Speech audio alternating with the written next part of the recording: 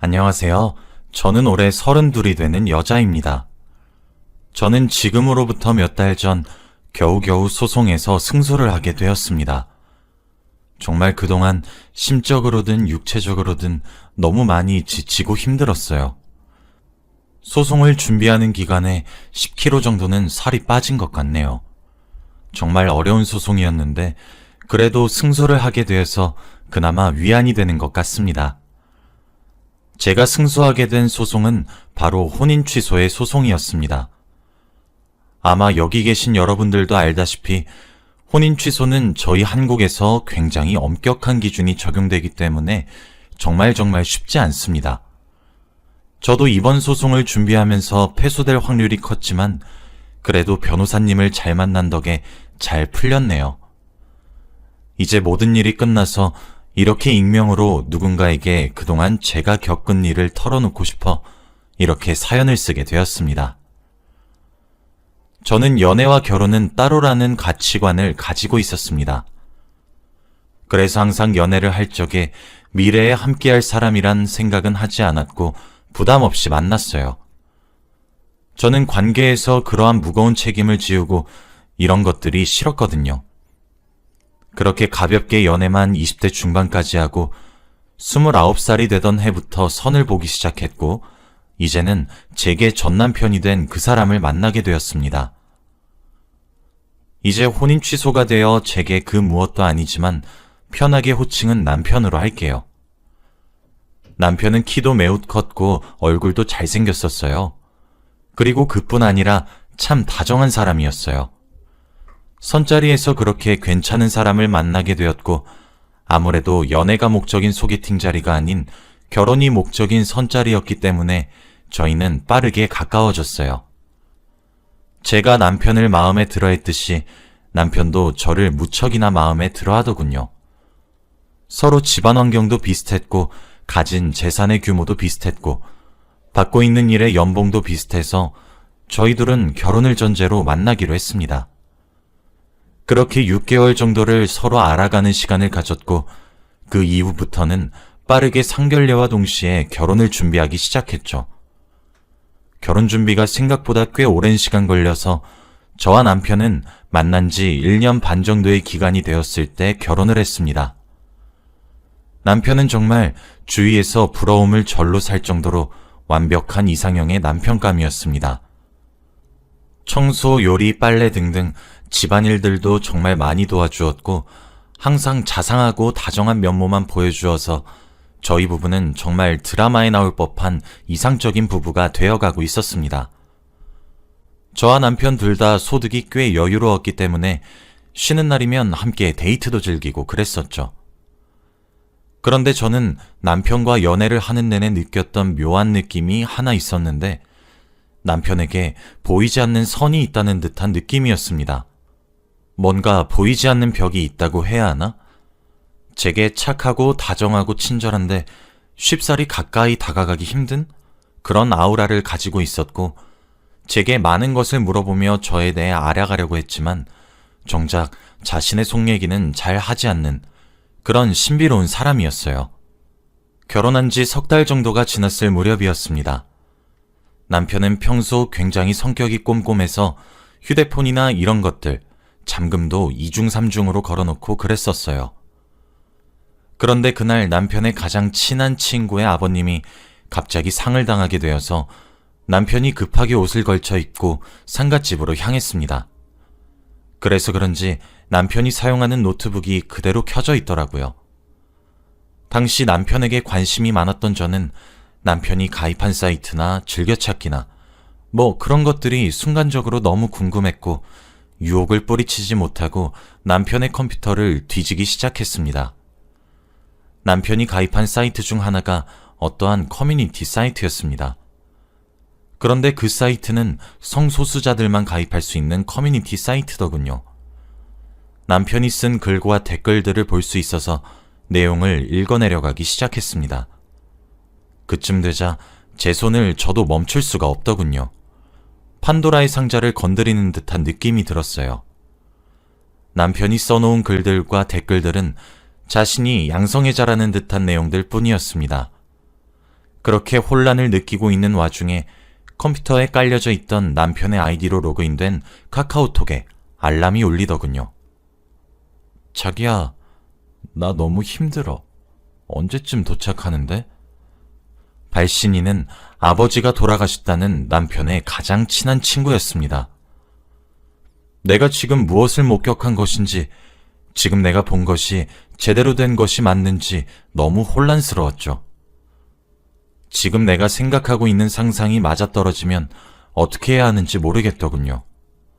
아니길 바라는 마음에 눈을 비비면서 다시 봐도 컴퓨터 속에 나와 있는 내용들은 남편이 성소수자란 사실을 알려주고 있었고, 전 그 사실을 당연한 말이지만 쉽게 받아들일 수 없었습니다.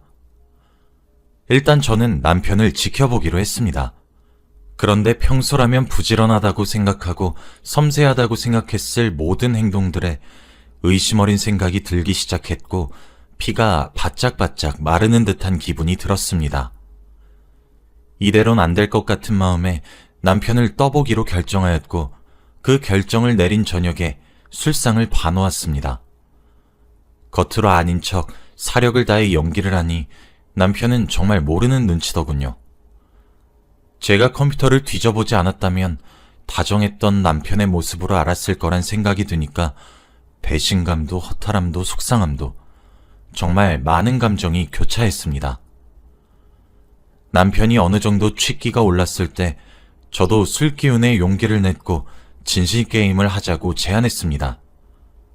첫 연애가 언제였는지, 제일 오래 만났던 연인은 얼마나 만났는지, 그런 시시한 질문들을 밑밥으로 깔았죠. 그러다 제가 여보는 양성애자인 사람 본 적 있어? 라고 질문을 던졌어요. 남편은 흠칫 놀라는 듯 하더니 애써 티를 내지 않으면서 갑자기 무슨 소리냐고 되묻고 서둘러 술상을 치우더라고요. 제가 최악이라고 가정했던 상상이 현실이 되던 순간이었어요. 참 끔찍하더군요. 먼저 자리에 누워 잠든 척을 하니 남편도 이내 곧 골아떨어졌고 남편의 휴대폰을 들고 거실로 나왔습니다. 남편의 휴대폰 잠금을 풀어보니 노트북은 휴대폰에 비해 아주 빙산의 일각인 셈이더군요. 전 남편이 2중 3중으로 왜 잠금을 해놓는지 의아했는데 그러지 않으면 안 되는 수준이더군요. 사진 앨범에는 성소수자로 보이는 사람들의 여러 가지의 동영상과 사진 등등이 정말 셀 수 없이 많이 있었고, 휴대폰에 설치되어 있는 어플들도 성소수자들끼리 번개처럼 만남의 어플이고 그렇더군요. 무엇보다 제가 가장 큰 충격을 받은 것은 아버지가 돌아가셨다던 남편의 가장 오래된 친구의 존재였습니다. 저도 결혼을 하기 전에 남편을 통해 소개를 받아서 얼굴도 이름도 익숙했던 그는 남편의 오래된 남자친구였더군요. 그렇게 두 사람은 사람들에게 우정이란 틀을 보여주며 서로 알콩달콩 사랑을 하고 있었습니다. 게다가 그 친구도 결혼을 해서 아내가 존재하고 있습니다. 저희랑 비슷한 시기에 결혼을 했거든요. 그리고 거실에 걸려있는 저희 결혼액자가 보였습니다. 무슨 생각이 들었는지 모르겠지만 결혼 앨범을 펼쳐봤습니다. 신랑과 신부 측 친구 및 지인들이 나와서 함께 찍은 단체 사진이 보이더군요. 하얀 웨딩드레스를 입고 행복하다는 듯 웃으며 남편에게 팔짱을 낀 제가 보였고, 제게 살짝 기댄 듯해 보이는 남편의 모습이 보였고, 남편의 바로 옆엔 바로 그 친구가 서 있더군요. 언제부터였는지 가늠되지 않을 오랜 세월이 보였고, 결혼 단체 사진을 통해 모든 것을 확인하게 된 저는 악을 지르며 울었습니다. 소리라도 지르지 않으면 미쳐버릴 것 같았거든요.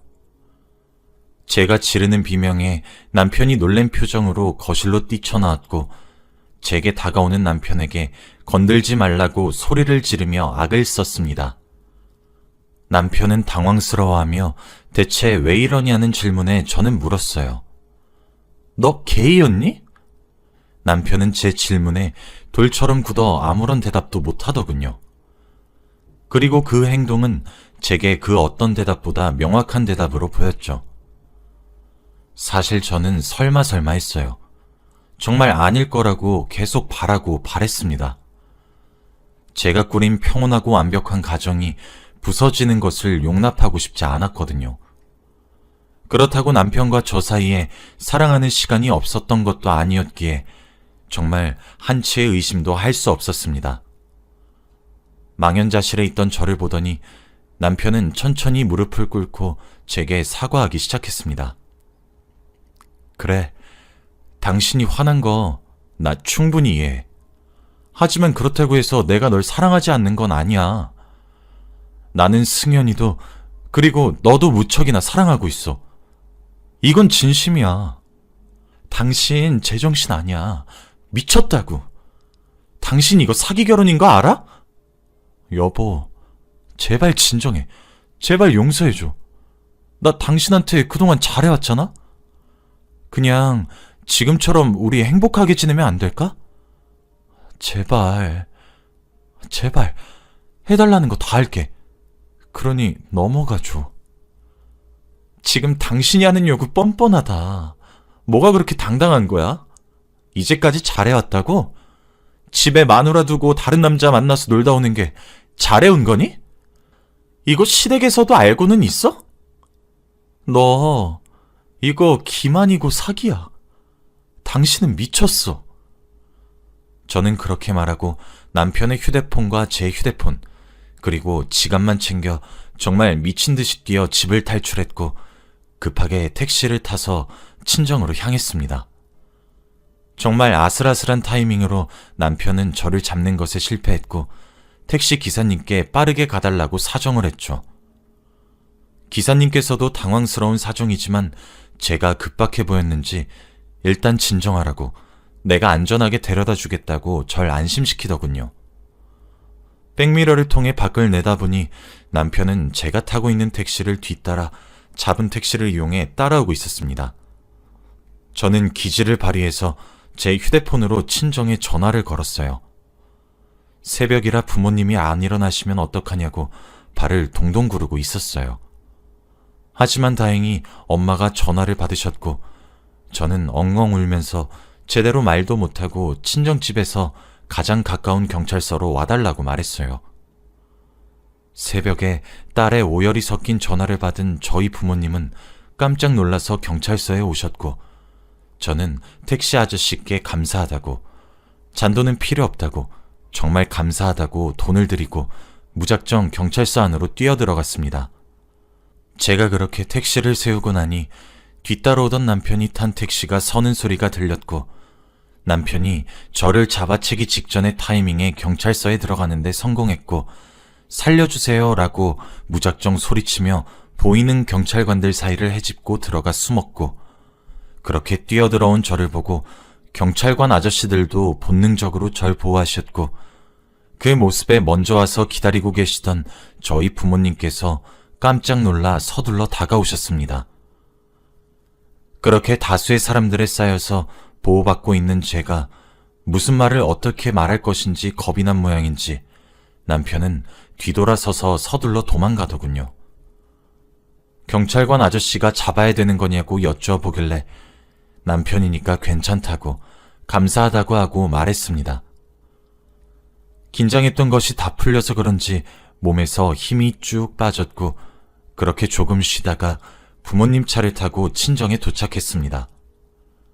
부모님은 이게 대체 무슨 일이냐며 난리가 나셨어요. 저는 울먹거리는 목소리로 제대로 발음되지 않는 말들로 상황을 설명했습니다.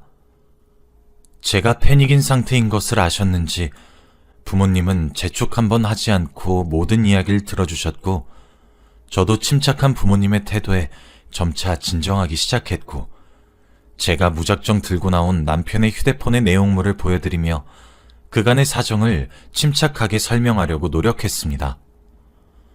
당연히 저희 부모님은 뒤집어지셨고 새벽에 시댁에도 연락을 하게 되었어요. 본의 아니게 아우팅을 하게 된 것이긴 하네요. 두 사람의 사이는 고등학교 시절부터 알고 지낸 사이라 시부모님도 승현 씨 알고 계셨는데 저보다 더한 충격이셨겠죠. 그리고 남편은 행방불명이 되었습니다. 아마 경찰서에서 뒤돌아서 도망친 이후 잠적을 한 것 같았죠. 근데 그것도 얼마 가지 못하더군요. 시부모님께서 승현 씨에게 연락해 너희 집에 찾아가서 풍비박산 내버리기 전에 아들 원위치로 돌려놓으라고 문자 한 통 넣으셨는데 다음날 돌아왔더라고요. 시부모님께 이혼이 아닌 혼인 취소를 목적으로 소장을 제출할 것이라고 말씀드렸습니다. 하긴 시부모님도 제게 염치가 있으시니 그저 미안하다고만 말씀하시고 알겠다고 하시더군요. 당연히 승현 씨에 대한 상간남 소송도 함께 진행했고 변호사님께서도 이 정도면 정말 악질이라고 하시며 혼인 취소가 어렵겠지만 아주 불가능하진 않을 것 같다 하시더군요. 너무 급작스럽게 나와 증거가 많이 부족했는데 그동안 친절하게 위치 서비스를 킨 채로 모텔이며 호텔이며 들락날락거렸던 탓에 남편의 발자취들을 증거로 쓸 수 있게 되었고 대화 내용 등등을 증거 삼아서 혼인 취소 소송을 제기했고 승현 씨에게는 상간남 소송을 진행했습니다. 솔직히 저만 기만한 게 아니라 제 남편과 승현 씨는 승현 씨의 와이프 되는 사람까지 기만한 건데 진짜 제가 너무 분하고 억울해서 변호사님께 어떻게 알릴 수 없겠냐고 법에 접촉되지 않는 선에서 알릴 수 있는 방법을 알려달라고 했고 변호사님께서는 내용 증명을 보내라고 하시더군요. 이 사람이 상간남이라는 내용 증명을 보내는 것이기 때문에 명예훼손에 걸리지 않을 것이라고 하면서요. 그렇게 저는 법적인 테두리 안에서 복수를 할 수 있었고 혼인 취소의 승소 결과도 받을 수 있게 되었습니다.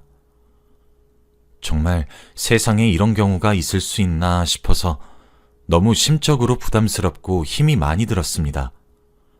더 이상 남자를 만날 생각도 싹 사라졌고 말입니다. 남편은 그렇게 소송이 진행된 이후부터 본색을 드러내기로 작정한 모양인 것인지 참 몹쓸 말들을 내뱉고 다니기 시작하더군요. 나중에 후일담으로 알게 된 것은 승현 씨의 와이프 되시는 분께서 제게 따로 연락이 오셨더군요. 제가 승현 씨의 집 주소로 보낸 내용 증명 서류를 제가 노렸던 대로 와이프 분께서 서류를 보시게 되었고 상간자 소송으로 남편이 고소된 것도 이해하기가 힘든데 고소장 발신인이 저런 사실을 알고 설마 싶은 마음에 승현 씨가 잠든 틈에 저처럼 몰래 승현 씨의 휴대폰을 뒤졌다고 하더라고요. 뭐 그렇게 저와 같은 결론에 도달하셨고 본인도 저처럼 혼인 이후 성적 취향을 알게 되었고 사기 결혼으로 혼인 취소를 하고 싶으시다며 제가 고용했던 변호사님과 연결해 줄 것을 부탁했습니다. 저도 당연히 도움을 드릴 수 있을 만큼 드리겠다고 말씀드렸고 제가 재판에 이용한 자료들까지도 기꺼이 보내드렸습니다. 저는 동성애든 양성애든 혐오하지는 않는 편입니다. 남들의 이야기라면 말이죠. 남들의 성적 취향이 어떻든 제가 알 바는 아니지만 적어도 제 아이의 아빠이고 저희 집안의 가장인 제 남편이 될 사람은 그런 취향을 가지고 있어서는 안 됩니다. 저는 이번 일을 통해 인간의 아주 이기적인 측면을 정말 짜증나게 낱낱이 알게 되었고 두 남자의 이기적인 마음 때문에 저와 승현 씨의 와이프 되시는 분은 정말 씻을 수 없는 상처와 배신감과 참담함을 겪게 되었고 다시 남자를 만나기 힘들어질 정도로 아주 커다란 트라우마를 입게 되었습니다. 마음 같아서 두 사람의 회사에다가 제가 명예훼손으로 벌금을 받을 것을 각오하더라도 저희 사이에 있었던 모든 일들을 폭로하고 싶은 마음이 한가득입니다. 그런데 제가 정말 사랑했던 사람이었기에 최소한의 복수로 마감했습니다. 그 이후의 이야기는 제대로 알지는 못하지만 시댁 부모님으로부터 전화가 한 통 왔습니다. 정말 미안했다고 거듭 사과하셨고 그 사건 이후 남편이 본인들과도 연을 끊었는데 혹시 연락이 닿냐고 물으시더라고요. 아마 이왕 들키게 된 거 정말 막 나가기로 작정했나 보다 생각했습니다. 이제 저도 아픔을 딛고 일어나서 다시 힘차게 살아보려고 노력해보려 합니다. 물론 언제 아물지 언제 충격에서 벗어날지 알 수 없고 미지수지만 힘껏 노력해보려고 합니다. 여기까지가 제 이야기입니다. 혹시 제 사연을 듣고 계신 분들도 배우자를 속이고 계시다면 미리 시인하시길 권합니다. 아니, 애초에 속이려고 들지도 마세요. 그게 얼마나 상대방을 비참하고 힘들게 하는지 제 사연을 듣고 느껴지시는 게 있다면 말입니다. 오늘 하루 평안하시길 바라며 이만 글을 마칩니다.